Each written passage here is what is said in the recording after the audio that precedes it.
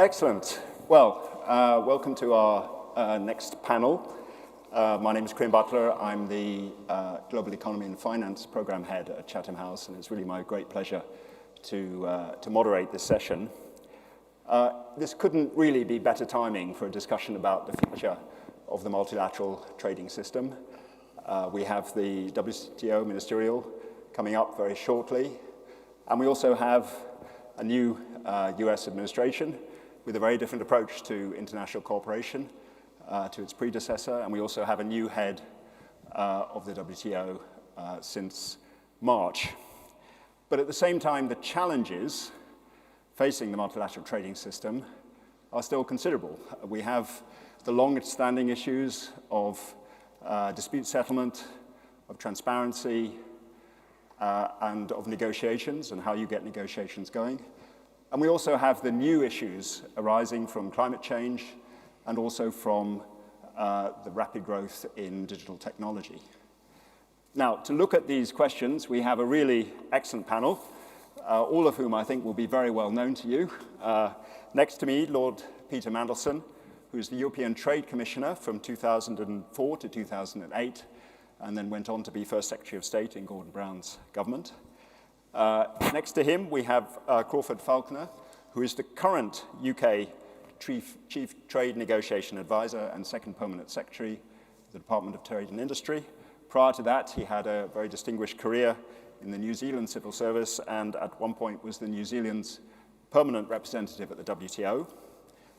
Next to him, we have Ambassador Susan Schwab, who served as US Trade Representative, reporting to President George Bush from 2006 to 2009, and so was actually a counterpart of Peter Mandelson. And prior to that, she had a distinguished career as an academic, but also in the US government, in the US Department of Commerce. And the last, but by no means least, at the far side, Shankar Singham, who is currently CEO at Compter, I'm not sure if I pronounced that correctly, but, and who is has a former advisor to the UK Secretary of State for Trade, and was also a long-standing fellow at the Institute for Economic Affairs. So it's a brilliant panel. Each of the panelists is going to spend up to 5 minutes with their introductory comments, talking about the issue that we have before us, and then we'll move to a discussion among the panelists. So with that, Peter, over to you. Crayon, thank you very much. What I'd like to do rapidly in my short 5 minutes is to try and give a helicopter view of the multilateral trade system. For this reason, for the last 3 decades, we have assumed that globalization's giant business efficiency machine and the global supply chains and rising living standards that we associate with it was on a one-way journey. And I'm not so sure that it is quite on that same journey today.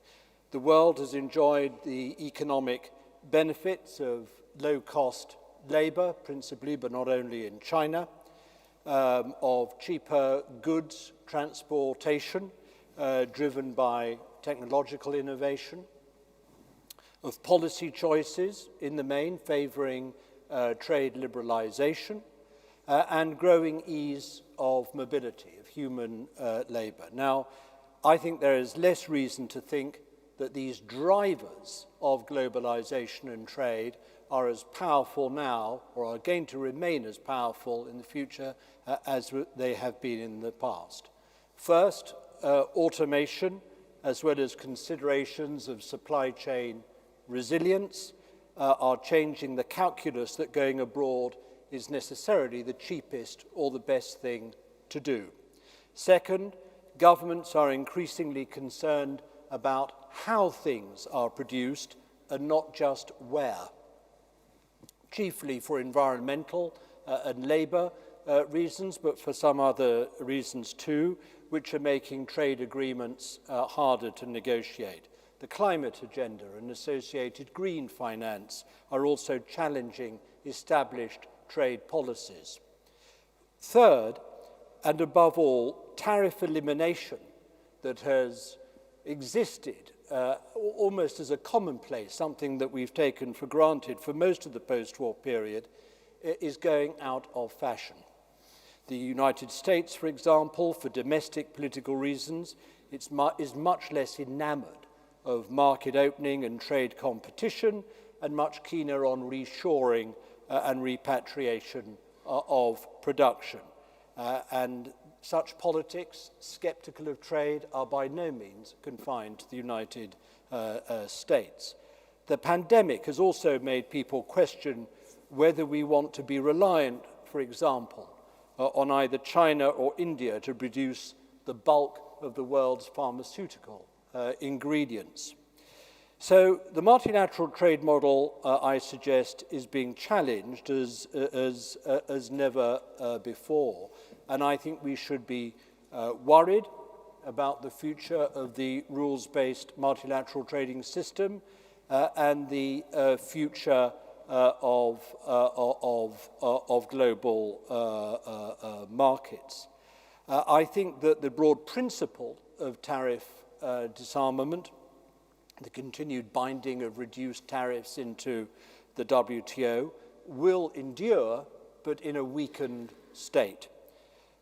But alongside this is the standoff between the United States and China, which I think will become increasingly disruptive of the business efficiency machine and of globalization. Geopolitics is opening up the prospect of bifurcation of the global economy, which will raise costs, reduce business efficiency, without making the world a safer, cleaner, or more equitable place to live in. So, against that background, of course, the system is not perfect. China, amongst others, has been adept at spotting and exploiting gaps in the WTO rulebook to pursue subsidies, support for state-owned enterprises and manipulation of public procurement. But believe me, China is not the only country to play fast and loose with the WTO's rules, and it's not the only big power to throw its weight around in this system. So, in conclusion, I'd say the system needs repair and improvement, starting with the WTO's dispute settlement machinery and the restarting of its appellate body. But here's the point. Changes have to be negotiated, not imposed.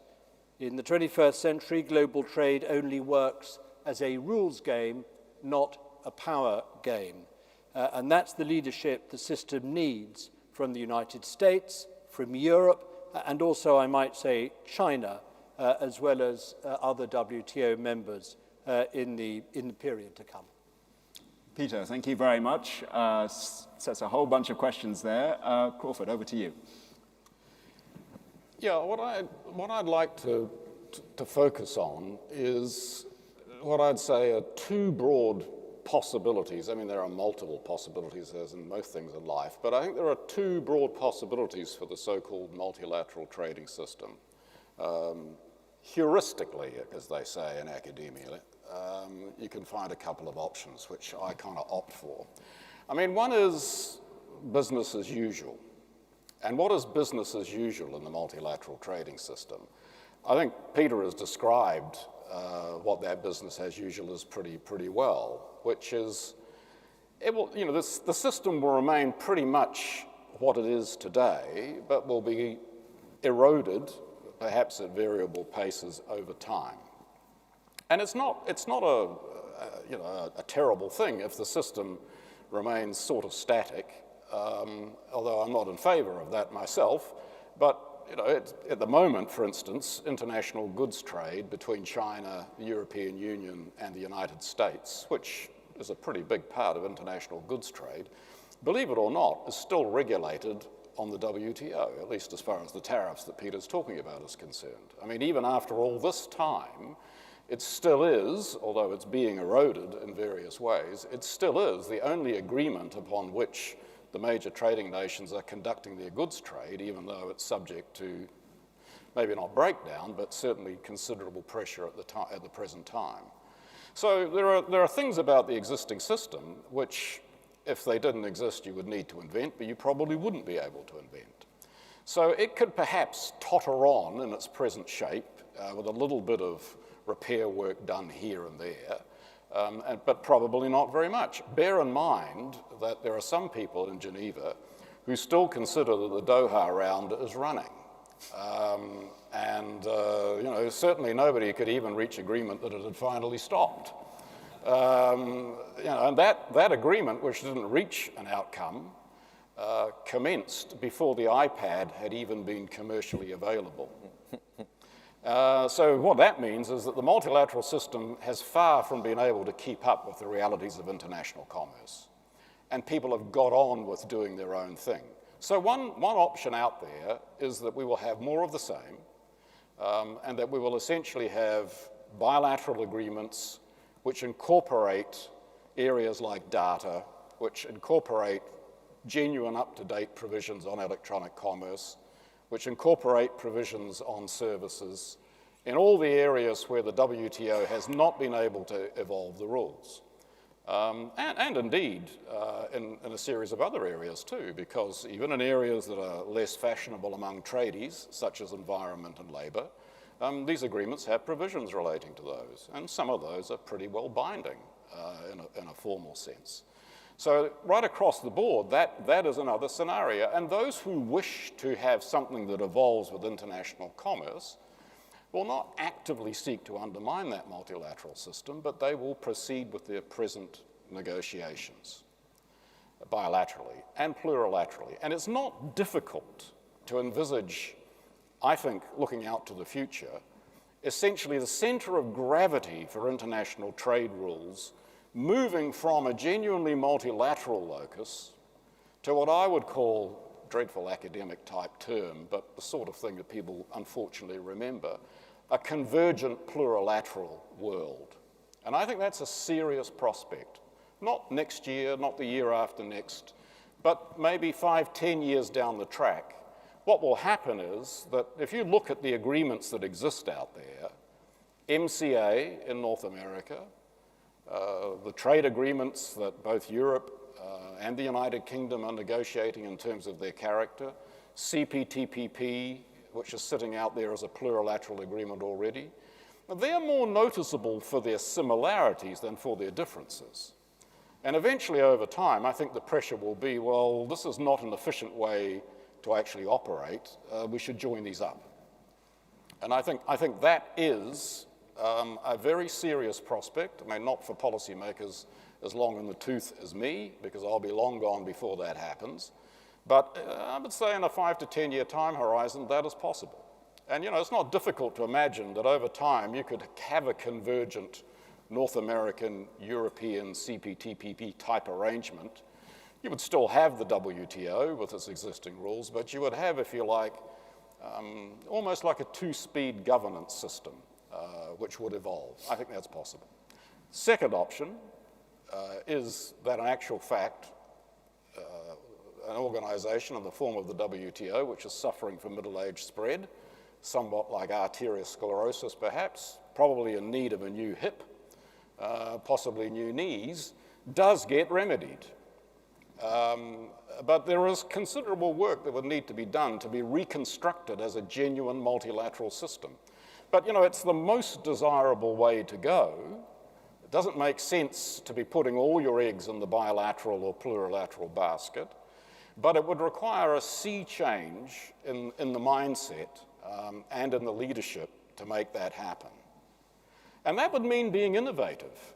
And that would mean, at a political level, because you won't negotiate that with second secretaries in Geneva, that means changing the political culture and trying to bring the organization up to date. And that way, I would say, essentially through a plurilateral process, but a plurilateral process that is hopefully inside the organization's tent, if not in a formal sense, at least politically.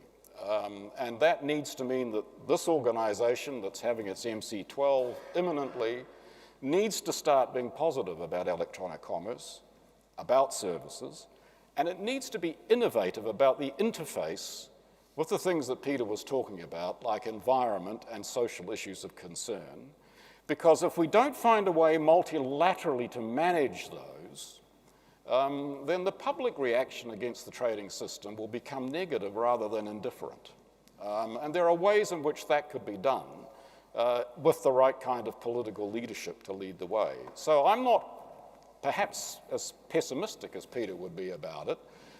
I do think there is a cause for some optimism. We need a more effective dispute settlement system, and we need to be innovative. Maybe we don't need to go back to the appellate body. Maybe we need to find a different way to make those rules more enforceable.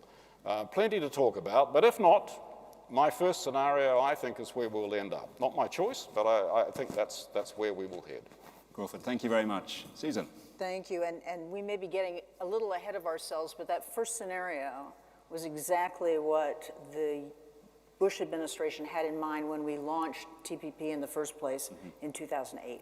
So it's sort of an interesting circle back.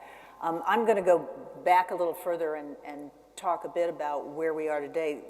Thank you very much for the invitation. The Center for Policy Studies for having this event. I would say I loved the Secretary of State's enthusiasm and charge to action this morning.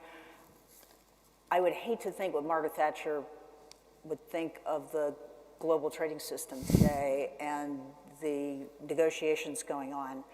And I'm going to talk a little bit about COVID and the trading system, because I think the COVID crisis sort of accelerated and exacerbated trends that in fact were in place before the COVID crisis. So things like moves toward industrial policy, zero-sum outlooks on the part of a variety of countries, and private sector really being whipsawed by governments in the context of some of these trends. And what the COVID crisis brought to bear was the good, the bad, and the ugly about the multilateral trading system. So the good, well, anyone who worried that we were giving up our sovereignty to the WTO discovered that no, in fact, no one gave up their sovereignty to the WTO and the WTO rules during the course of the COVID crisis, because every member of the WTO did exactly what they wanted to do and felt they needed to do to address their domestic constituencies.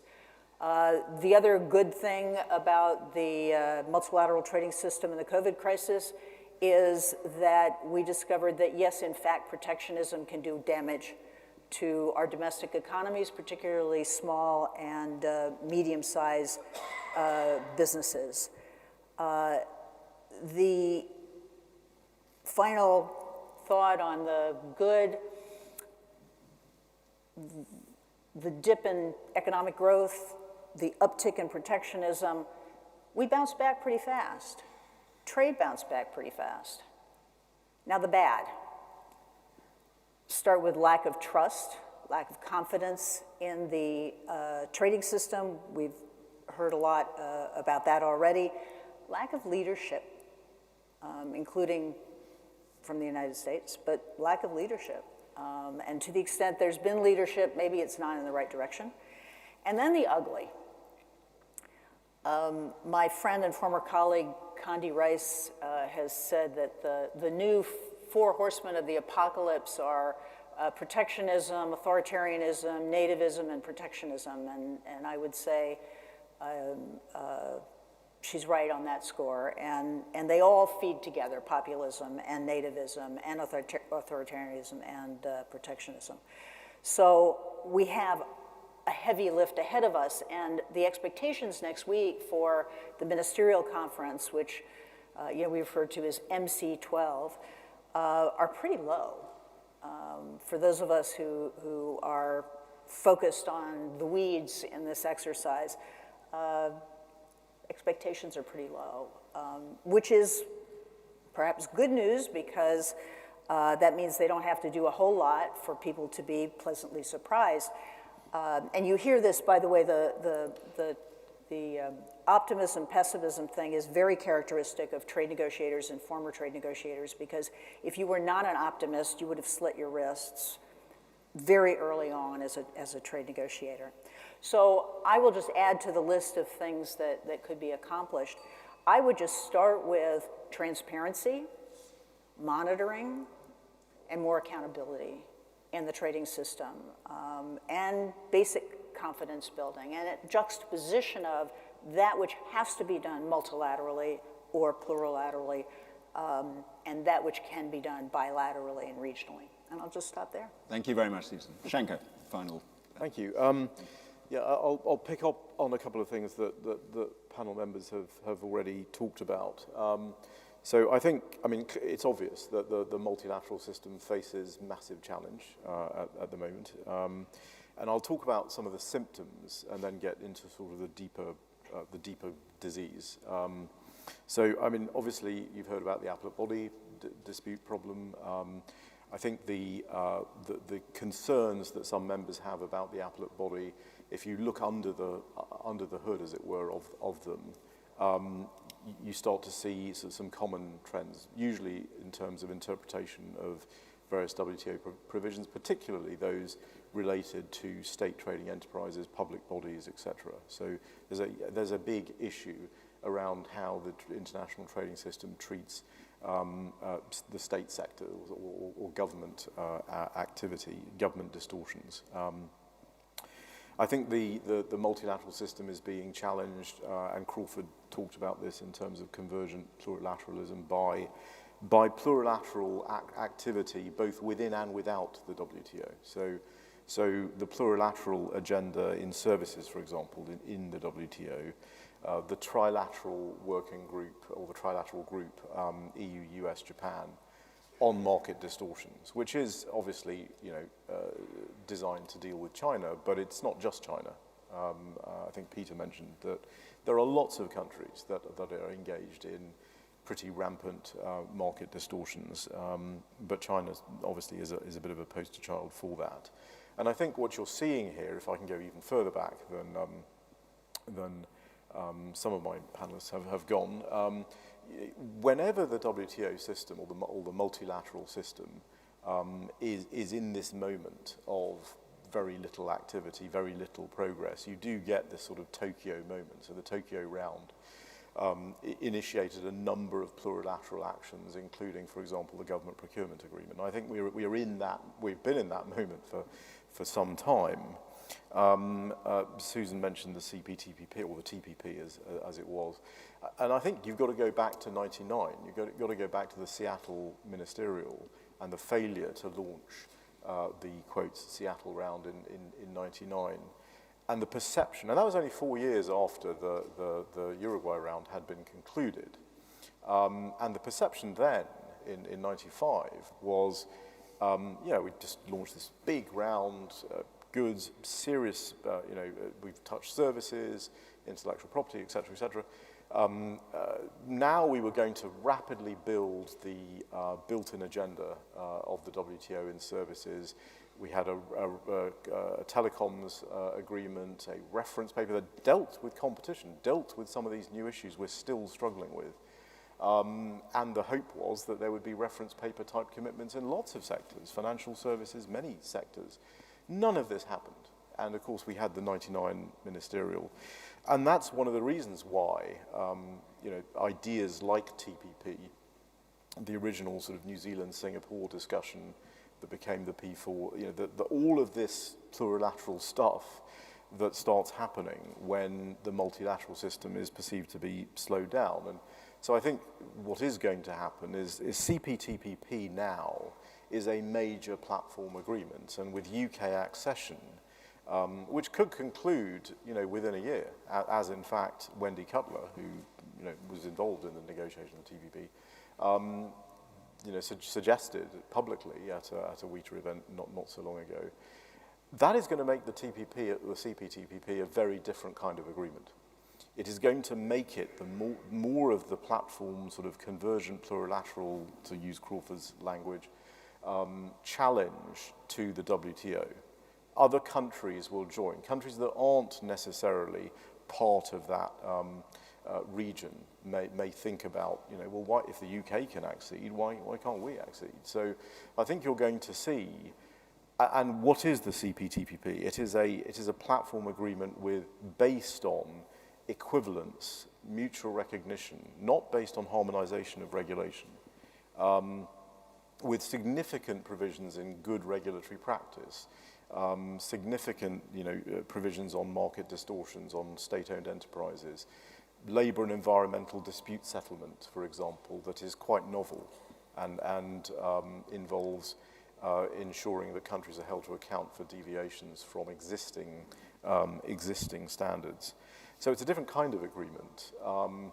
And I agree with Crawford that other agreements like MCA, and in fact anything really that's negotiated now, draws on that kind of language. MCA itself, despite President Trump's renaming of the NAFTA agreement and pulling the US out of CPTPP, then took whole chapters of CPTPP and put them into the MCA. So you are going to see a similar approach. Even the UK-EU agreement is pushing the envelope in some areas, if you look at the level playing field provisions. Then you have some other challenges like AUKUS and the Atlantic Charter, and what's going to happen in terms of deepening that. AUKUS is much more than a submarine deal. I mean, I would watch closely what happens there. So I think we've had this slowdown in the WTO, and I'll conclude with, obviously, COVID does, pandemics do accelerate pre-existing global trends, and one of them is the rise in e-commerce, which has exponentially grown. Even before the pandemic, it was exponentially growing, and it's off the charts, obviously, now. What does this mean for our supply chains?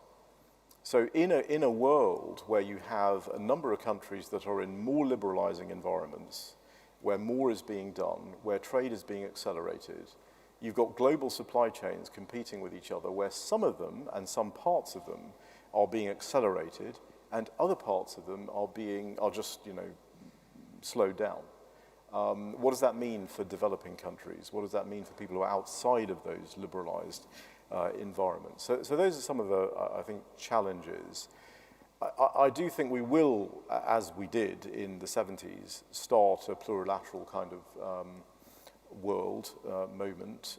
And I hope that will spur, if anything does, the WTO, and particularly when we talk about the WTO, it's certain members of the WTO, let's be honest, we're talking about.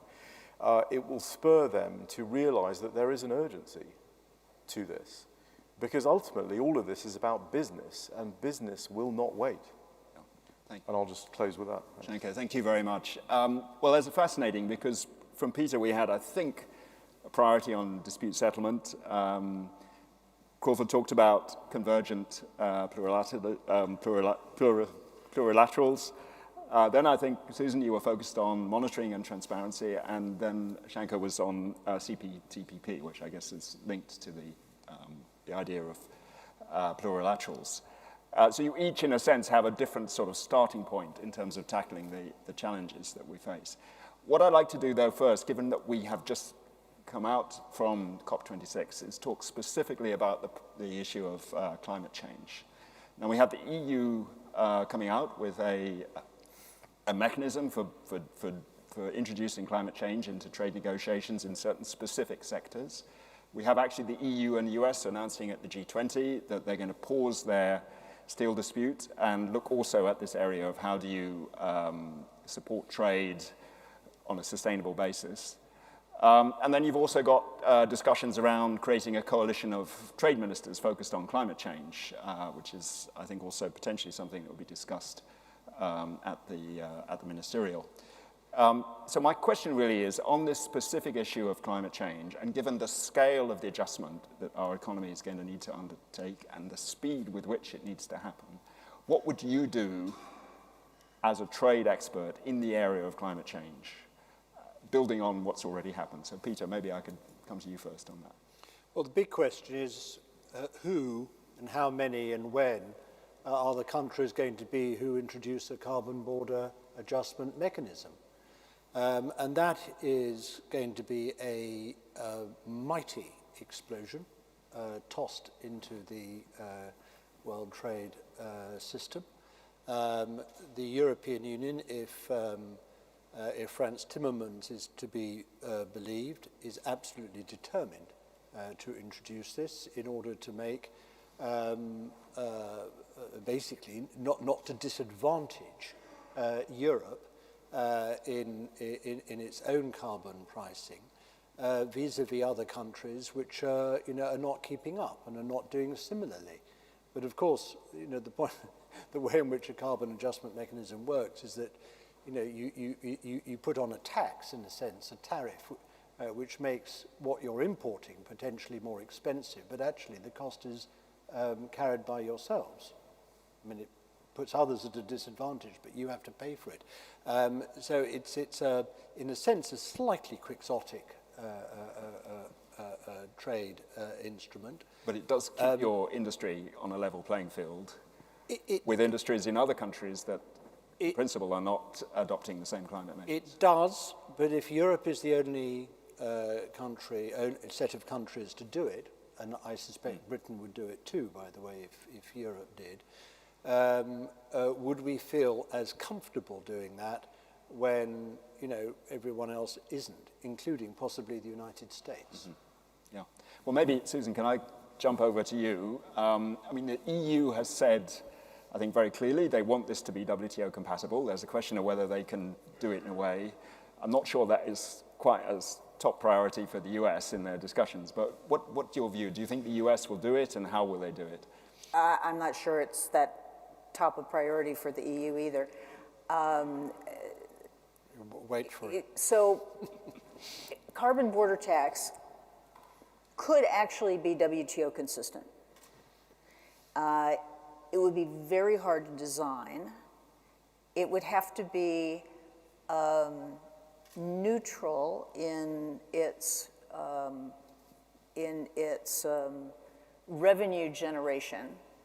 Like if you think you're going to pick up money to help your deficit, then you have already crossed the line in terms of meeting Article 20 of the WTO, the GATT.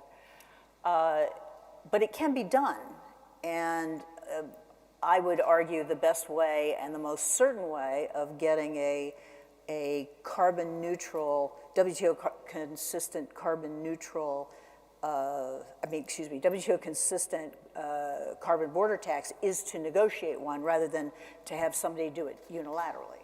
So a plurilateral approach to that, and the conversation going on between the U.S., the EU, and Japan on the steel aspect of that, I think could be a promising start. But the key is that you cannot advantage your domestic industry. You just have to create a level playing field vis-a-vis trading partners.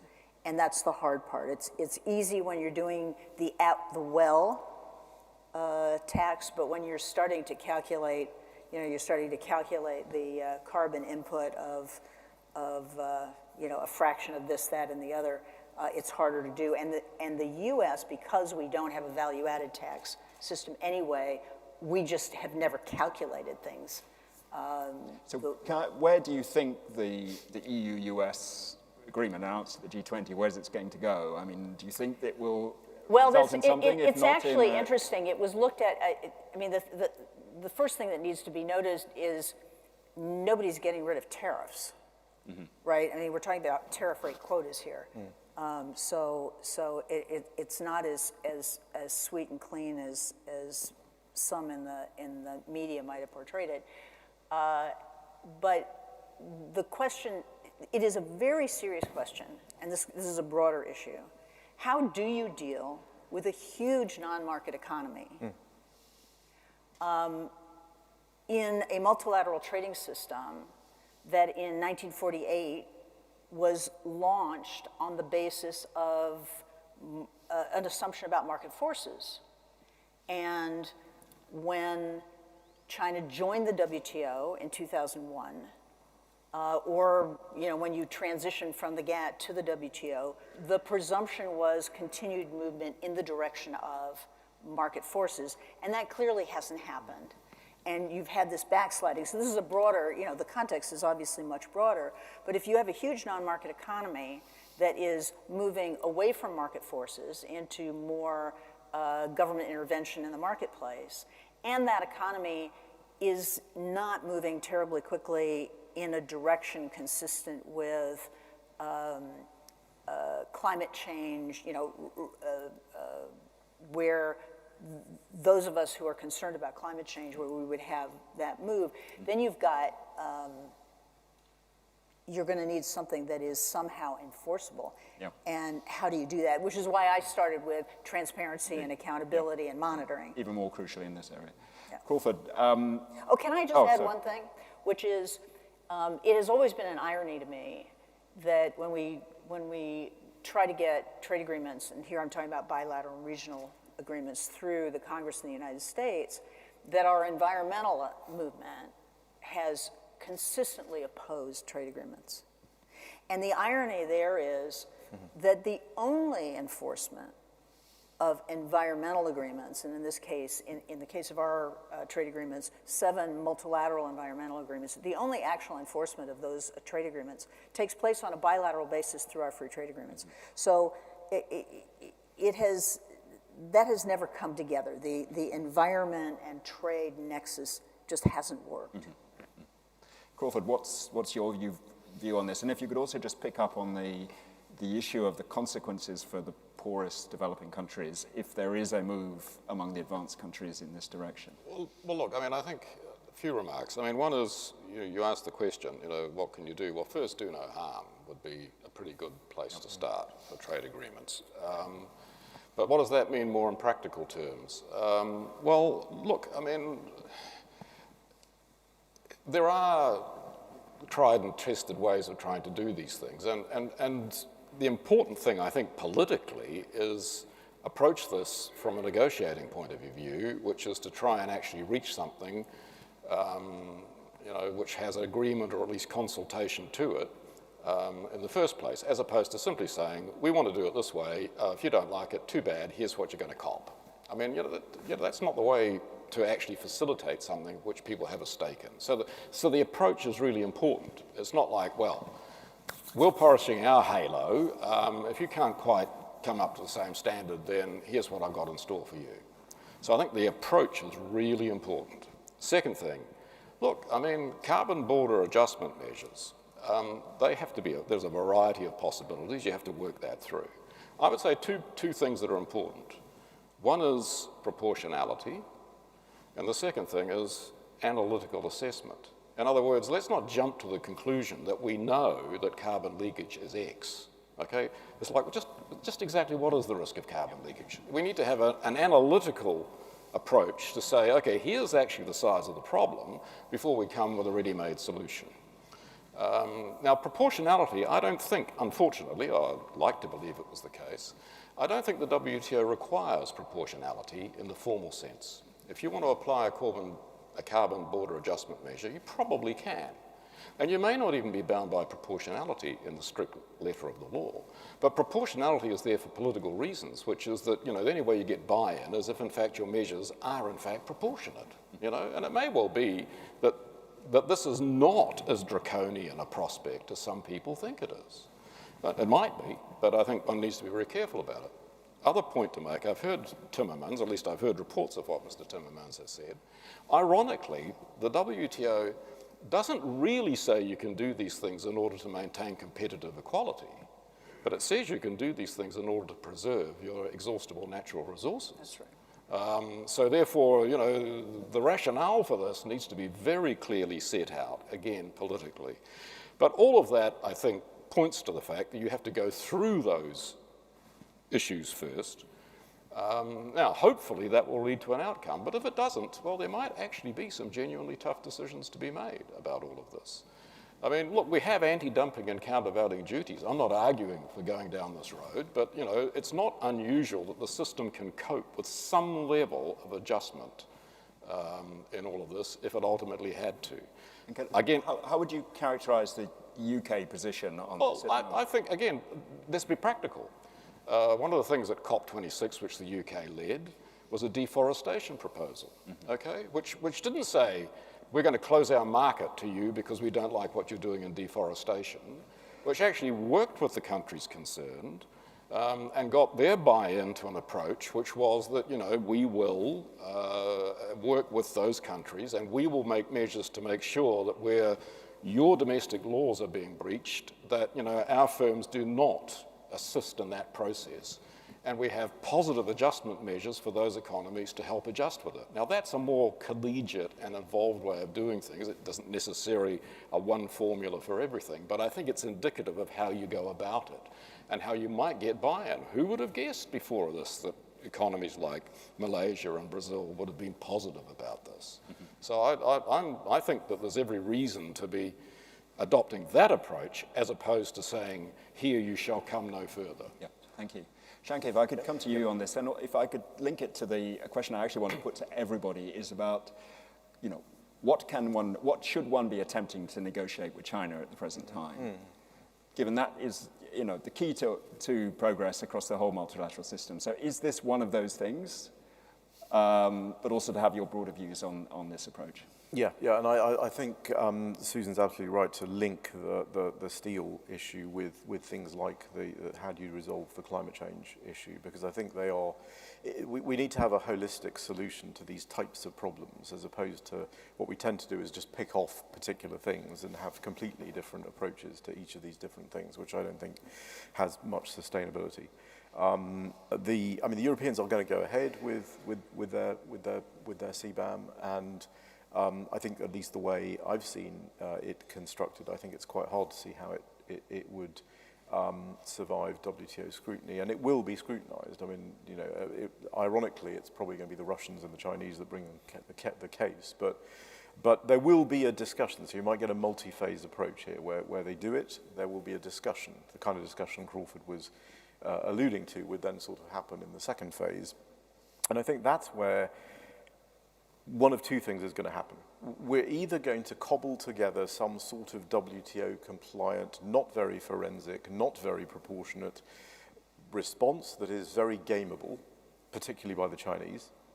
With their OBOR partners, they could literally leak a lot of stuff, production to different countries that they effectively control, in all but name. We'll either do that, which I think would be a great lost opportunity, or I think we'll have a more holistic approach, and we'll say, look, there is no doubt that in a world where you have this huge non-market economy, it is distorting its market in significant ways that damage competition, that damage trade. We need to find a forensic mechanism to deal with that damage. It is akin to a subsidy, but it isn't really a subsidy. I mean, the subsidies agreement is designed to deal with a situation where either government give a lot of money to a particular undertaking, it's very clear, it's very specific, and you can countervail it. That's not the world with China, and indeed, it's not just China. There are other countries that do this as well. So I think a system where you look at this as a market distortion and actionable, provided you can show effect on trade, effect on competition, causation, damage, that sort of thing, which is not always going to be the case, and it's not always going to be easy. But provided the affected private sector, I think one of the other things you want to do is move the work that has to happen to prove these things to the private sector that is actually damaged by these things, because they will do the work. And it will be much more akin to the way a trade remedy type system does actually work. And I think you can then also say, look, if we've got an agreement, whether it's a multilateral environmental agreement or whatever it happens to be, that all, in a WTO context, that all WTO members have agreed, so that you can comply with the TBT agreement, then if you deliberately derogate from that agreement for trade advantage, for competition advantage, that is a market distortion, and that should be actionable. And I'm not opposed to a tariff in such a case, but I do think it has to be very forensic, very targeted to the actual problem, and it does have to be proportionate, and it has to be, to Susan's points about accountability and transparency, it's got to be clear. There's got to be a way of connecting the size of the tariff that you impose and the nature and the quantum of the distortion.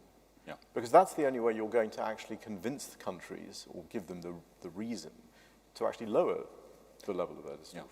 Yeah. Well, thank you very much. I mean, Peter, can I come back to this broader question of the strategy vis-a-vis China? I mean, border carbon adjustment mechanisms is one possible area, but there's the whole area of technology and a whole range of different, and they're the, if you like, the long-standing issues in the WTO, subsidies, transparency, and so on. If you were in your old job today, or in the same job as Dr. Ngozi, what would be your approach in terms of identifying a strategy which would engage China, given that basically if you're talking about multilateral system, it has to be about engaging China? China is one of the biggest trade partners, powers, biggest players, most to benefit from the rules-based international trading system. I mean, how else have they grown so big since they came into the WTO in 2001? They've taken advantage of all the rules. They've fulfilled their own original commitments in the main, not that they were perhaps as ambitious as they might have been. What they haven't done is to sort of progress along that trajectory which people imagined they would do and reach a point of convergence with market-based economies like our own.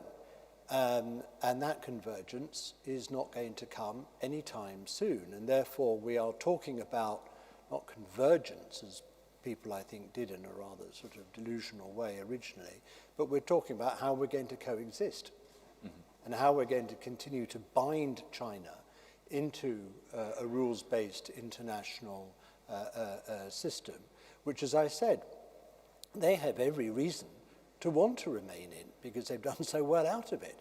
But what we've got to keep bringing back to China is that if you want to sort of continue to gain and benefit from this system, then you've got to be a responsible stakeholder in this system and live up to everyone else's expectations, as well as, by the way, their own interests, in strengthening, advancing that system, its rules, updating its rule book, the WTO's rule book, and make it fit for the 21st century in the way that other members of the panel have described.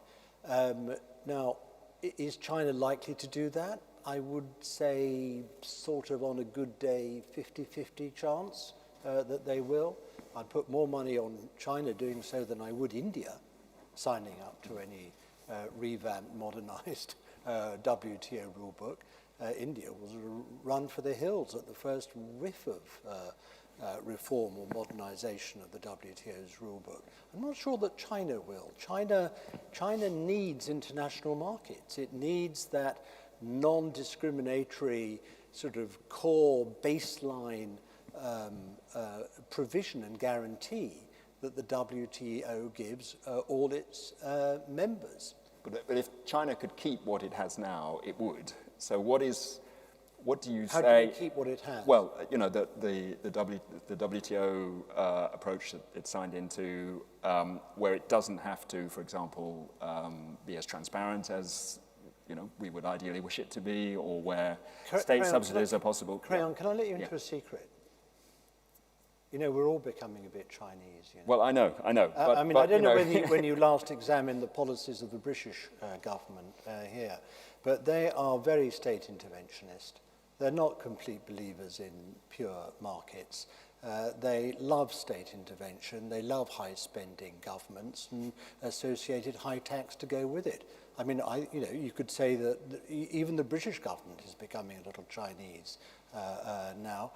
Just as China previously has gone more market-oriented.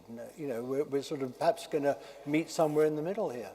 So I am only being slightly facetious, slightly. Okay. I mean, sorry. Yeah, I think sure, just to come back on. I think there is a difference in kind here, and not every state intervention, not every distortion has an effect on competition and trade. But I think the nature of the Chinese distortions across the board are systematic and are systematically done to lower the cost of their, not only state-owned enterprises, but other sort of quotes private firms as well. And that, I think, is different. And I also think China's not monolithic on this. I mean, If you look at 2001 to 2005, you really, maybe 2006, it was moving very much in a direction of more market orientation. China has never wanted border measures to discriminate against their trade. It's always, and that has stayed the same. The difference is that they don't want, dealing with behind-the-border trade barriers or market distortions from a Chinese perspective, I think, is just simply a bridge too far. I mean, this is simply an invasion of their national sovereignty, and they just won't allow it. And the problem is that the world has moved, when the tariffs have come down, into a world where what you do inside your market does have an effect on trade and competition, and you can't get away from it. And I think that period after the financial crisis, which was disastrous for advocacy of free markets and all this in that context, was a period when they very much refocused. But Shankar, you're defining the problem, you're not offering a solution.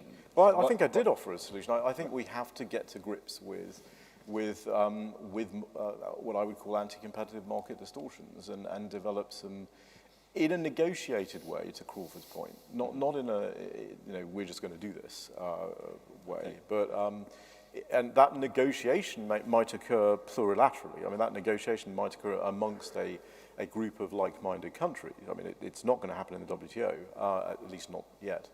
And a mechanism to deal with those distortions that is compliant with at least the spirit of the rules.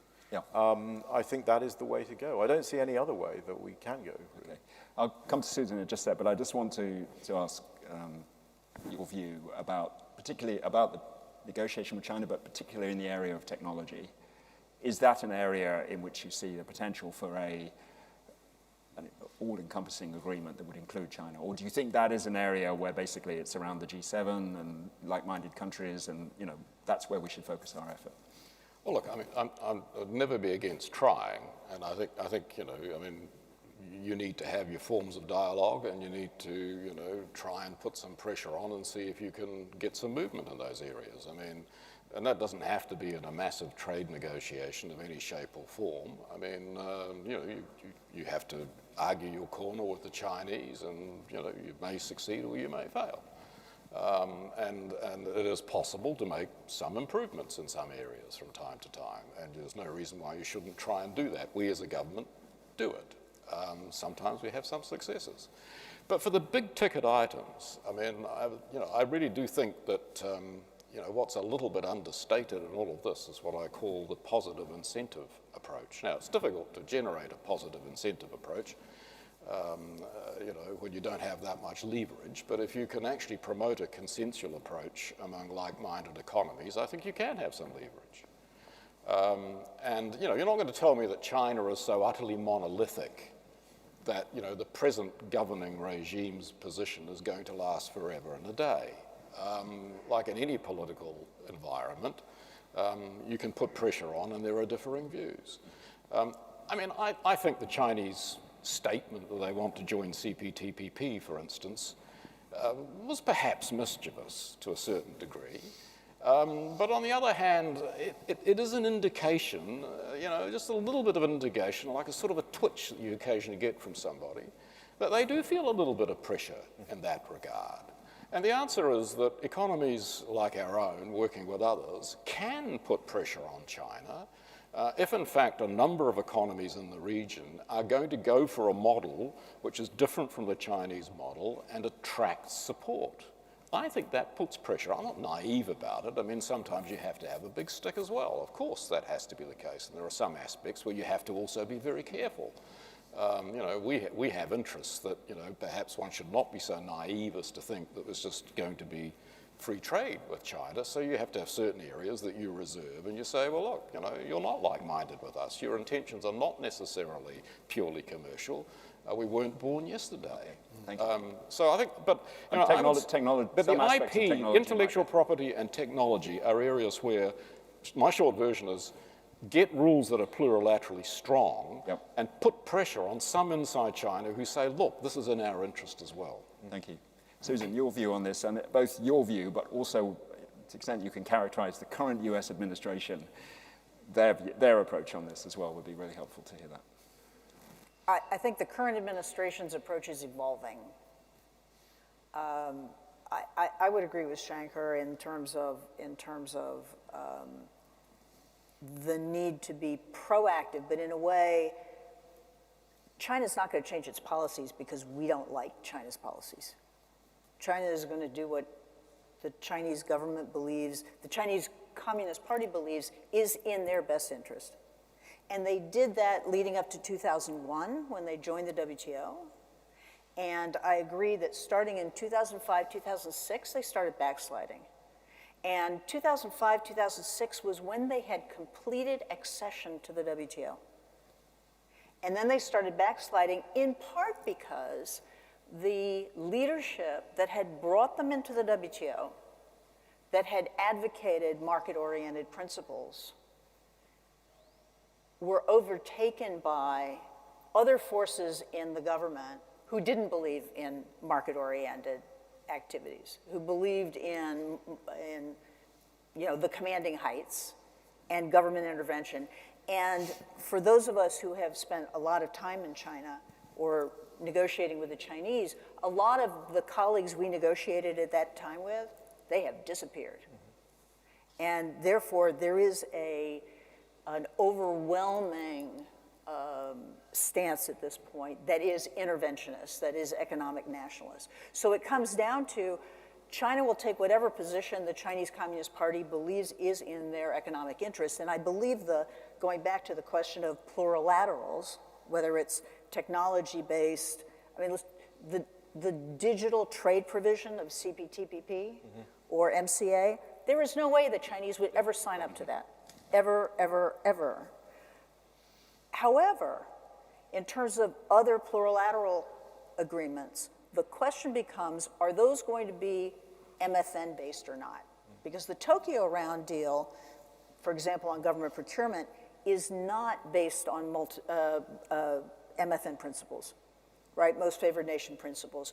You sign up, you get the benefits. You don't sign up, you don't get the benefits. There are no free riders. Right. Whereas most of the other plurilaterals that have been negotiated since then, you don't sign up, you get the benefits. And so the big question, different design, when it comes to China and China's motivations, if you don't sign up, you don't get the benefits. That is ultimately, I think, going to make the difference. Yeah. And the U.S. administration's position is a whole lot like the last administration's position. In this area? Mm-hmm. Yeah, in terms of China. Right, okay. They're just more polite about it. Thank you. Well, we're almost out of time, but I don't want to end on that note. I want to end with another question. Sorry. Which we heard the Secretary of State earlier talking about the UK's desire to influence the multilateral trading system and to use its changed position to achieve that. So very quick responses, 10 seconds, maximum 30 seconds, from each of you, and I'll come to Crawford right at the end. Where should the UK focus its effort, and how much ambition should it have in that area? So if I could go to you, Shankar, first of all. Well, I think the UK is in a bit of a unique position in the sense that it's one of the few, maybe the only country that's sort of simultaneously negotiating with the key players. So it's the only, obviously the Biden administration is not interested in really much of anything in the trade policy realm at the moment. But, the idea of if there is going to be a comprehensive trade agreement, it's with somebody, it's likely to be with the UK because there is... So basically CPTPP. Well, I think it's engage in the plurilateral convergence that Crawford talked about, and actually not just engage in it, but drive it, because nobody else is driving it, and there is a lack of leadership, and maybe that's the role that they should play. Good, thank you. Peter. Well, if you're talking about where our trade policy should focus on geographically, I would say, given that at the moment, in trade agreement terms at least, the United States is shut out from us, given that we don't want to go anywhere near Europe and its vast market anytime soon, that leaves Asia Pacific. Mm-hmm. But let's not have any illusions about Asia Pacific. There are, large economies and many smaller ones. There are some which are, more pro-trade than others. But very quite small, a lot, some of them. quite a lot are not. I mean, the idea. I love Anne-Marie's enthusiasm, and I'd love to be a fly on the wall with her, and I'd like to be I sort of volunteer myself as a member of her negotiating team that flies off to Delhi and opens the talks with India. And we will all grow very, very, very old indeed. Thank you very much. So do not hold your breath there. But I admire her enthusiasm. She's absolutely right to focus on the revamped TPP, the CPTPP.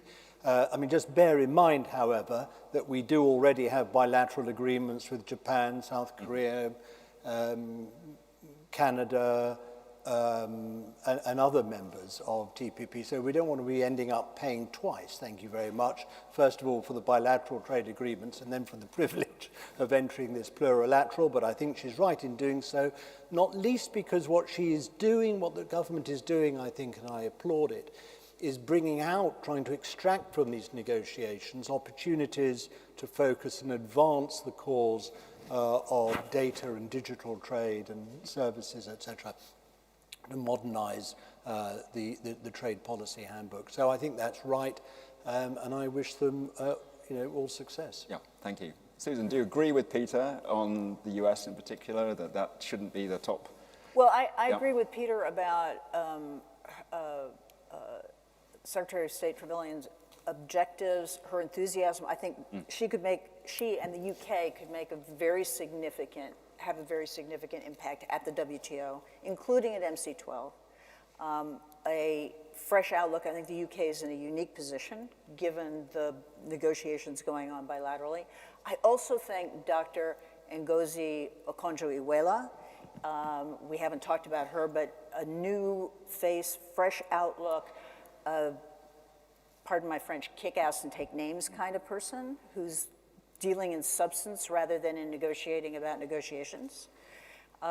So that is a positive. I think the U.S. has a good team on the field. Our new WTO, our new USTR, our new WTO ambassador is going to be terrific. So there's a lot of potential, and there are things that you could only do multilaterally.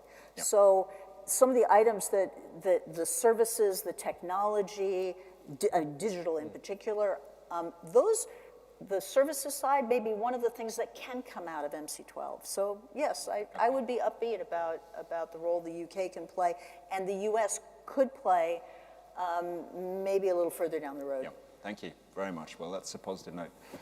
Crawford. Well, yeah, look, obviously, as was stated, the Indo-Pacific, to take a broader sense of it, is where the growth area is. Of course the UK needs to do more to hook into that massive growth area. 2/3 of the middle-class population of the world is going to be in that region. So, we have done less than we should have there. We need to do an enormous amount more. CPTPP is a strategic way to make an innovation there, and pursuing bilateral agreements. And yeah, we're pretty well practiced in not getting our pocket picked twice, but we do have to keep good guard on our valuables to make sure that doesn't happen, but so far so good.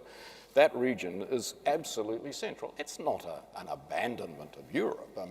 There was a decision in the United Kingdom to leave the European Union, which the government has delivered. But we've still got a free trade agreement with Europe. The people in my department spend probably more time with business in their relationships with Europe than they do with any other part of the world, in fact, in terms of the day-to-day business selling. So all of that has to continue on. And they will do. Warm news. And in the rest of the world, we have ambitions in Latin America. But again, I think the particularity of the UK in this comes through. Because we've left the EU, our position on agriculture is now a liberal position on agriculture. Okay. That's unique in the It was always in there trying to get out. This is a huge difference. Don't underestimate that, because that's what holds the EU back. So therefore, we're not just an industrial subsidy liberalizer. We are now an agricultural Big alarm bells here. Okay. Big alarm bells. We are now able to articulate the priority of services and digital. You want to see the end of food security and self-reliant self-reliance and self-sufficiency and I farm don't- goods Peter, and spent food too in much Britain. time in Brussels. I think the The point end, is, the end of the British farmer is nigh. That's what not you're at saying. all. So I mean, we're talking about the kind of measured approach that one would take to liberalisation as opposed to be hiding behind the fence and saying you're never going to Spoken like a liberalise. true Australasian. So, in the you know, trade these and are all agriculture- issues where, in the Geneva context, this country has increased credibility if, in fact, there's a market for it, the UK, with its rule of law and its approach to private property rights protection in areas like intellectual property, for instance, is another one, where we can have an across-the-board leadership role. So the market's there. I mean, you know, whether we do it through plurilateral, multilateral, or bilateral, it's essentially now an area where we have an autonomy to do it. Thank you. Well, I'm afraid that's all we have time for. You know, we could go on for another half an hour, I think, just on agriculture. But I'd like to thank you all for listening, but also if you could join me in thanking our panelists for some really good discussion. Thank you.